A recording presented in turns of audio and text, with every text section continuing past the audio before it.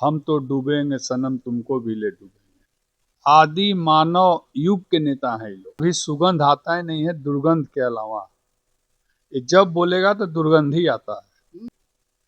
आज के डेट में जिन जिन लोगों ने संत सन्यासी महात्मा देवी देवता भगवान के ऊपर टिप्पणी दिया अपना, वैसे लोगों को गर्त में जाना तय हुआ। नजदीक से स्वामी प्रसाद मौर्य को का चेहरा तो भगवान के प्रभाव से करिया हो गया है। नमस्कार, आप देख रहे हैं काशी उजाला न्यूज। स्वामी प्रसाद मौर्य बसपा के नेता थे। उसके बाद भाजपा में जाने के बाद समाजवादी पार्टी में आए। उसके बाद वो अपनी खुद की पार्टी बना करके विवादित बयानों में हमेशा सुर्खियों में बने रहते हैं। कभी हनुमान चालीसा को लेकर, कभी रामचरितमानस को लेकर।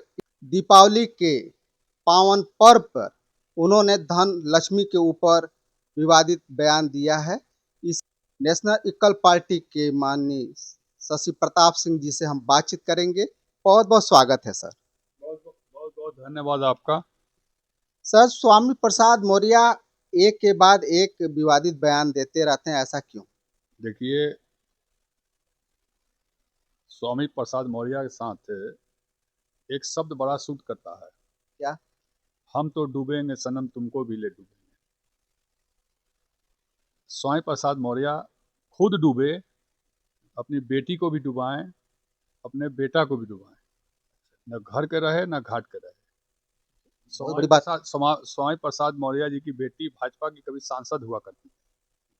इन्हीं के अच्छे कर्मों के चलते स्वामी प्रसाद मौर्य की बेटी को भाजपा से बाहर होना पड़ा और बिना टिकट का होना पड़ा।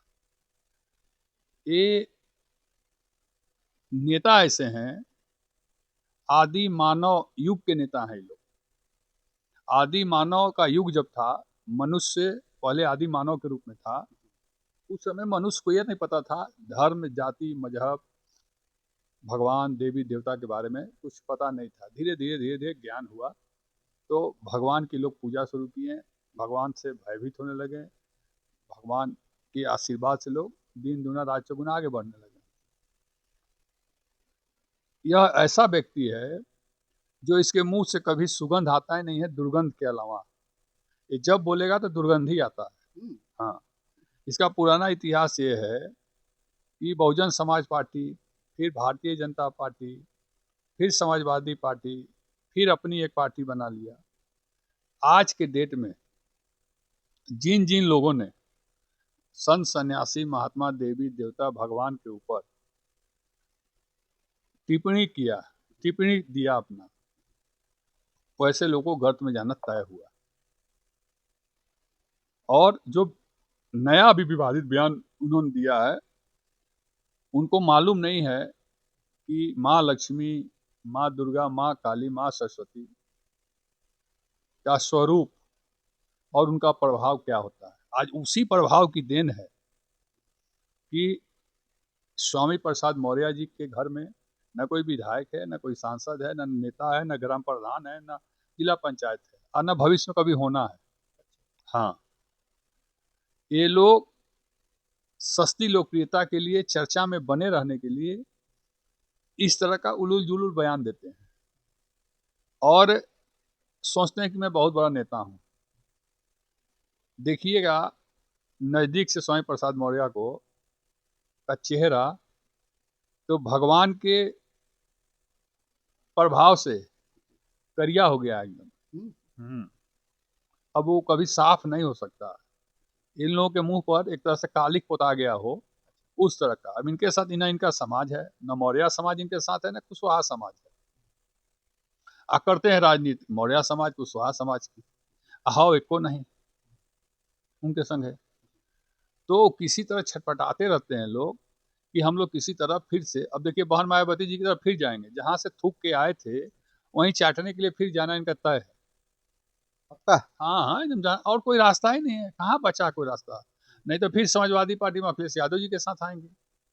लेकिन हमको नहीं लगता कि अखिलेश यादव जी इस तरह के विवादित व्यक्ति को अपने साथ लेंगे, और अखिलेश यादव जी को विवादित लोगों के साथ नहीं देना चाहिए। समझे कि नहीं? हाँ, उस तरह अपनी भी छवि खराब होगी। जनता सब देखती है, जनता सब जानती है कि किसने राम को अभद्र टिप्पणी किया, किसने भगवान शिव पर अभद्र टिप्पणी किया, किसने रामायण पर अभद्र टिप्पणी किया, किसने हनुमान चालीसा की चौपाई पर अभद्र टिप्पणी किया, किसने मानव जाति पर अभद्र टिप्पणी किया, किसने किसको गाली दिया। ये सब जनता देख रही है। वो चाहे कहीं लोग चले जाएं, अब इन लोगों की कोई और किसी भी जात में न पूछ है, न मान है, न सम्मान है।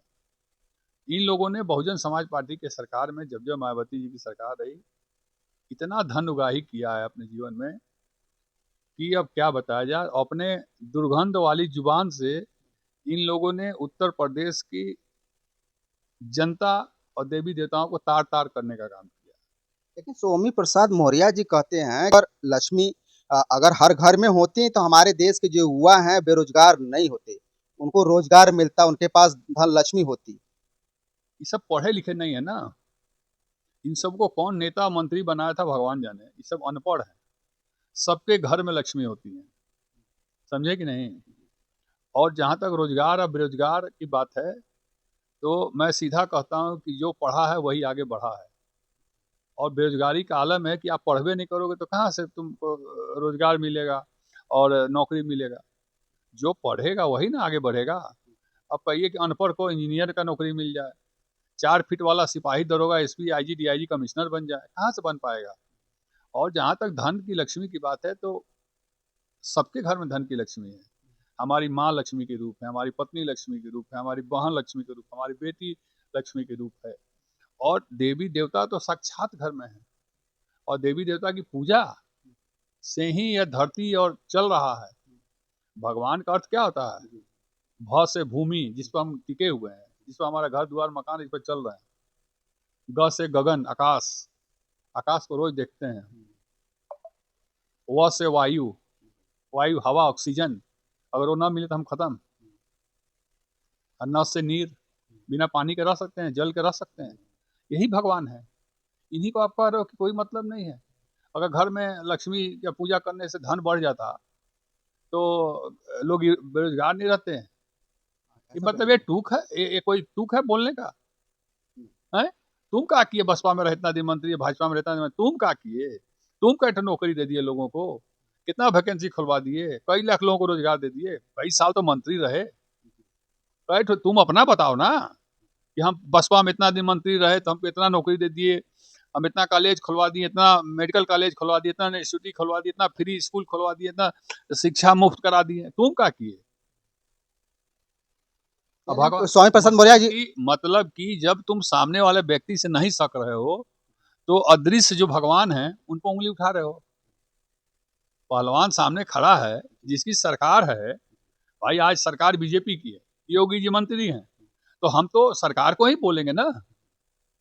तो इसको तो हिम्मत है नहीं कि सरकार को बोले। उठा के बंद कर दिए सब। समझे कि नहीं? हाँ, तो भगवान को, जो अदृश्य है भगवान। अब भगवान के मार लाठी में ना आवाज नहीं होता है। आज भगवान की लाठी की आवाज है कि वो राजनीतिक जीवन से पलायन हो रहा है उन लोगों का। इतनी अच्छी लड़की थी उनकी, सांसद थी बीजेपी में, उसको भी ले डुबाई। तो ऐसे लोग का खात्मा हो रहा है। और मैं तो उनकी लड़की से आपके चैनल के माध्यम से कहूँगा कि बाप को छोड़ो। बाप तुम्हारा उल्टी दिशा में बह रहा है, उल्टी हवा में बह रहा है। तुम महिला हो, संघर्ष करो, आगे बढ़ो, और देश के कल्याण के लिए, प्रदेश के कल्याण के लिए, जन कल्याण के लिए तुमको आगे बढ़ के सांसद, विधायक, मंत्री, मिनिस्टर बनना चाहिए। आपके चक्कर में तुम्हारा भी सांसदी गया और सबका, लड़का का भी गया, सबका जा रहा है। बारंबार हार रहे हो। अब जनता नहीं, अब तुम लोग को पूछेगी, सूखा लकड़ी से नहीं छुएगी इन लोगों को। जो भगवान का नहीं वो हमारा कैसे हो सकता है? और जितने नेता उत्तर प्रदेश में हैं, जिन जिन लोगों ने भगवान के ऊपर उंगली उठाई है, उनका दुर्दशा तय है। कोई माई का लाल नहीं रोक सकता है।